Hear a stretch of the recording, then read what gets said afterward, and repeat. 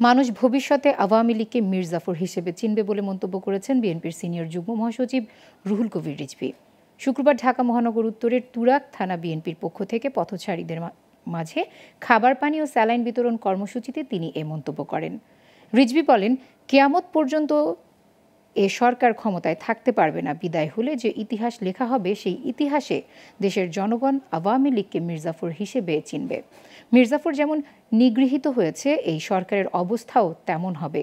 বর্তমানে যারা গণতন্ত্রের জন্য লড়াই করছে, আগামী প্রজন্ম বলবে এরাই দেশকে রক্ষা করেছে।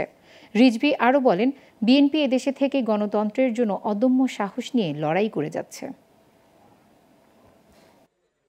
পৃথিবীর শেষ দিন পর্যন্ত কিয়ামত সময় পর্যন্ত থাকবে না, তখন যে ইতিহাস লেখা হবে, গণতন্ত্রের যারা লড়াই করছেন তাদের নাম ইতিহাসে স্বর্ণাক্ষরে লেখা থাকে। আগামী প্রজন্ম বলবে এরাই হচ্ছে এই দেশকে রক্ষা করেছিল। আর আপনারা হবেন মীর জাফরের মতো ধিকৃত। আপনাদেরকেও মানুষ জানবে, মীর জাফরকে যেভাবে জানে ঠিক সেইভাবে জানবে।